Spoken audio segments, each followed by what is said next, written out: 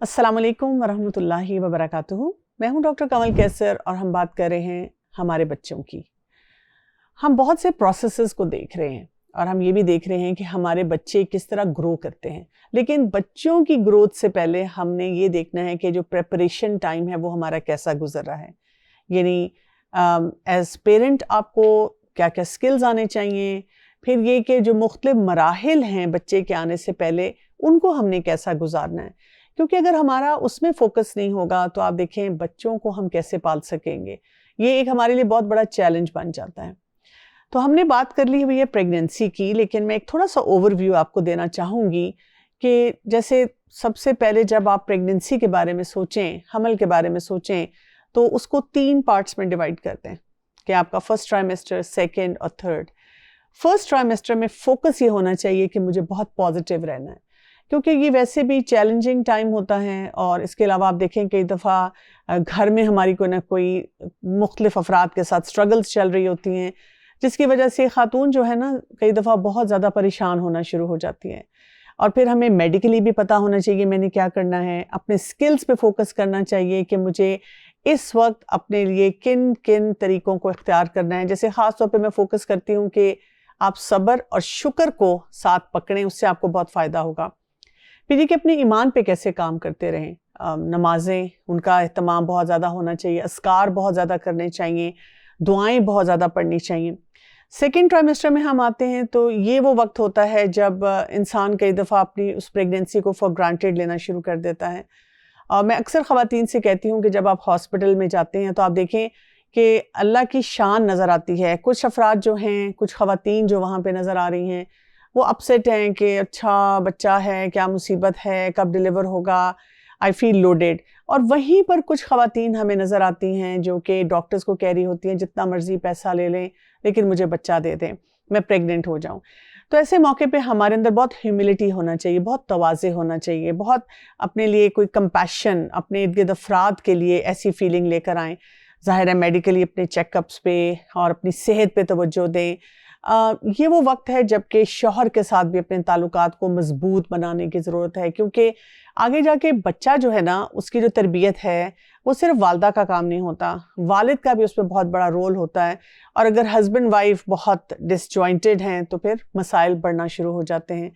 और कुरान की तिलावत बढ़ाएं, जहां आप नमाज पढ़ रहे हैं, अपने अस्कार कर रहे हैं, क्योंकि जब बच्चा इस दुनिया में आएगा ना तो कुछ एक ऐसा रफ पैच आपके लिए होगा जब शायद बहुत ज़्यादा आप कुरान पाक की तिलावत ना उस तरह से कर सकें जैसे अभी बच्चे के बगैर जो है माएँ कर लेती हैं। थर्ड ट्राइमेस्टर पे हम चले जाते हैं तो यहाँ पर हमें अपने तकवा और अल्लाह पे भरोसा, जो तवक्कुल है ना, उसको बढ़ाना चाहिए और फिर डॉक्टर की एडवाइस के मुताबिक जो जो काम है करने चाहिए। इसी तरह से ये वो वक्त होता है जब एक खातून बहुत थक रही होती है और उसको थोड़ी सी एंजाइटी भी होती है कि अच्छा आगे अब क्या कुछ होगा मेरे साथ। लेकिन यहाँ पर आपको अपना स्टेमिना बढ़ाना है, क्योंकि यही स्टेमिना आप डिलीवरी के बाद भी वो बच्चे तक कन्वर्ट हो जाएगा ना, बच्चे की जो आपने टेक केयर करनी होती है। और यहाँ पर टाइम मैनेजमेंट बहुत इंपॉर्टेंट होती है कि इस वक्त ये देखा जाए कि मुझे ऐसे असूल कितने स्ट्रांगली आते हैं।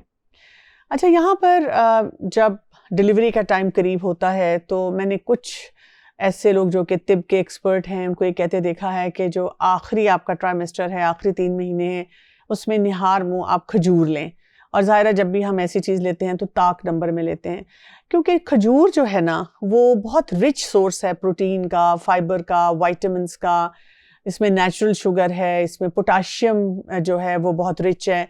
मेरी किसी न्यूट्रिशनिस्ट से एक दफ़ा बात हो रही थी तो वो कह रही थी कि हमारे जो लिगामेंट्स हैं बॉडी के, उसको भी ये बहुत स्ट्रेंथ भी देता है और ऐसे लैक्स बनाता है कि बॉडी में जो लचक है वो अच्छी तरह से रहे।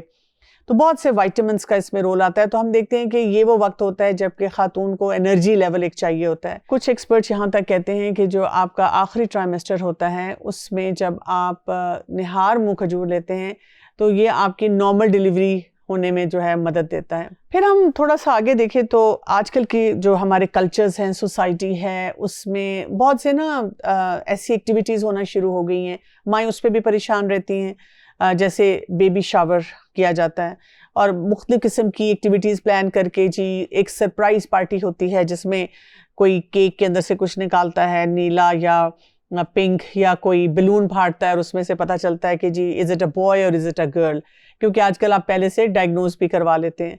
اب کچھ خواتین یہی سوچتی رہتی ہیں کہ کیا ہمیں ایسی ایکٹیویٹیز میں شامل ہونا چاہیے کہ نہیں ہونا چاہیے، اور ہم دیکھتے ہیں کہ وقت گزرنے کے ساتھ ساتھ بہت سے ایسے ریچولز پارٹیز بڑھتے چلے جا رہے ہیں۔ سب سے بڑی بات تو یہ ہے کہ یہ سوچنا کہ میرا فوکس نہ کسی بھی چیز سے خراب ہو، یہ بہت ضروری ہے۔ اور فوکس ہمارا کیا ہے؟ اللہ کی رضا، اور ساتھ ساتھ یہ کہ میں نے اپنی فیملی میں اپنے آپ کو سیٹل رکھنا ہے، میں نے صحیح پیرامیٹرز کے مطابق کوئی فیصلے کرنے ہیں۔ پھر یہ کہ اسراف نہیں ہونا چاہیے، اور پھر وہ کس امبریلا میں آئے گا، یہ کہ سب سے پہلے یہ دیکھ لیا جائے کہ کیا یہ کوئی ایسا طریقہ تو نہیں ہے جو کہ قرآن اور سنت کے خلاف جا رہا ہے، کیونکہ میرا تو کام اور فوکس یہی ہے کہ میں ان تمام ایکٹیویٹیز کو اپنی زندگی میں شامل کروں جو مجھے ڈیولپ کریں اور میرے بچے کو فائدہ دیں اور آخرت میری جو ہے وہ بہتر بنے۔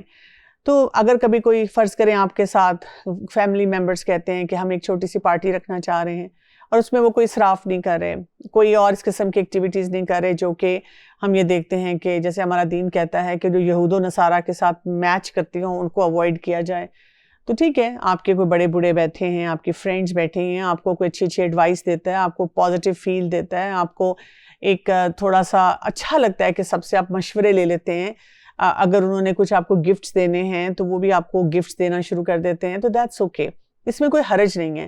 اور کوئی بھی خاتون ڈپرائیو نہ فیل کریں کہ جی اگر میرے گھر والے اس وقت میرے ساتھ کسی بھی ایکٹیویٹی میں شامل نہیں ہو رہے، اور میں جیسے انسٹا پہ دیکھ رہی ہوں اور ٹک ٹاک پہ کہ جو پریگننٹ خواتین ہیں کلوزر ٹو دی ڈیلیوری، کتنے ان کے مزے آ رہے ہوتے ہیں، کتنے ان کو پروٹوکول مل رہے ہوتے ہیں۔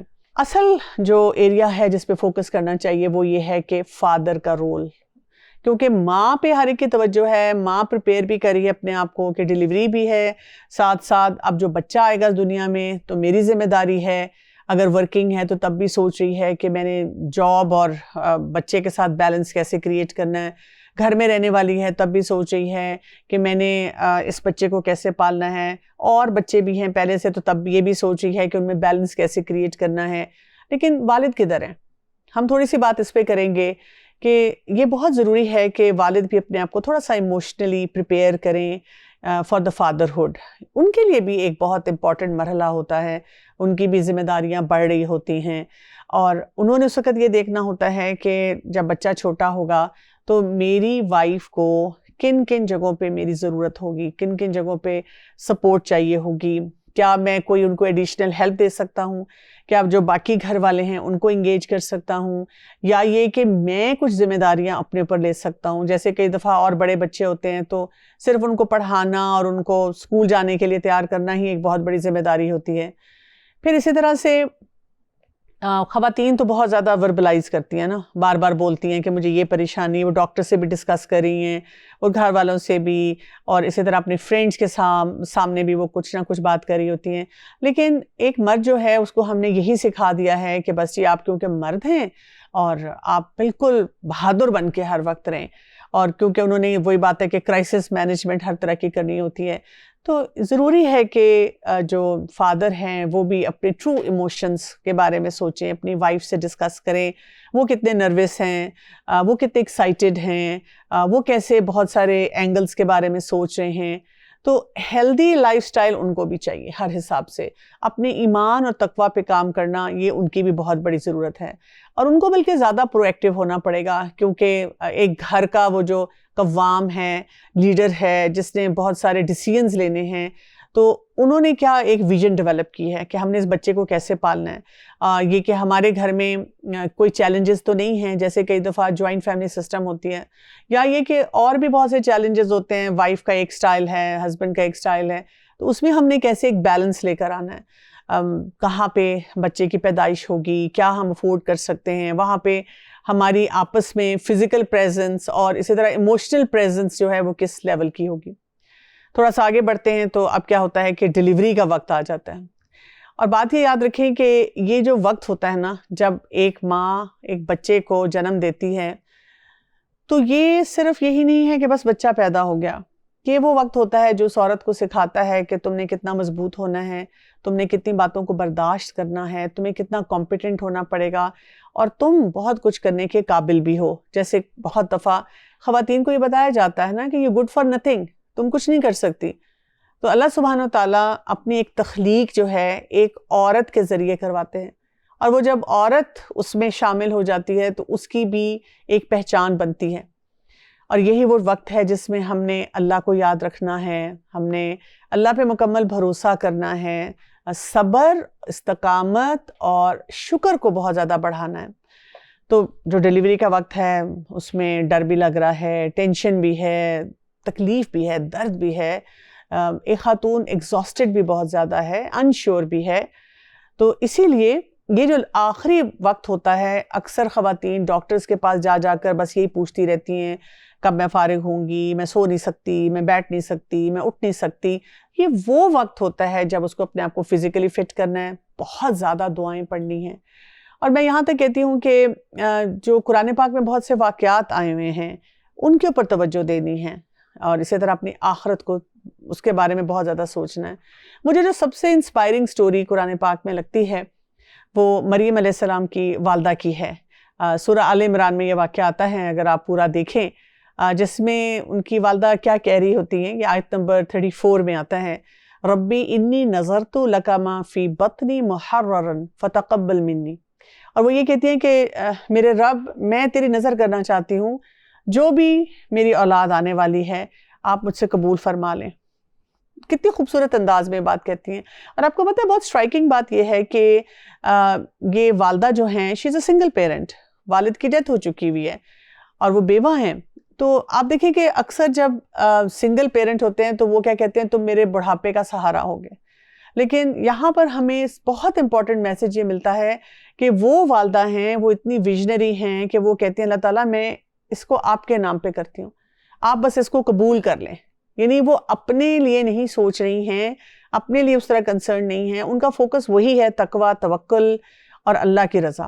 جب اولاد ہو جاتی ہے تو تھوڑی دیر کے لیے ان کو ایک سیٹ بیک ہوتا ہے. یہ بھی دیکھیں کتنے نیچرل ایموشنز اس میں بتائے گئے ہیں کہ وہ کہتی ہیں تو بیٹی ہوگی, اور اللہ سبحانہ تعالیٰ اس میں کیا کہتے ہیں کہ وَلَيْسَ كَالذَّكَرُ كَالْأُنثَىٰ, کہ لڑکا لڑکی کی مانند نہیں ہوتا. تمہیں نہیں پتا کہ اللہ کے یہ پلان کے مطابق سب کچھ ہو رہا ہے. اور اس ٹائم پہ نام بھی وہ رکھتی ہیں مریم, اور ساتھ وہ دعا کرتی ہیں ان کے لیے اور ان کی آنے والی نسلوں کے لیے. کس سے؟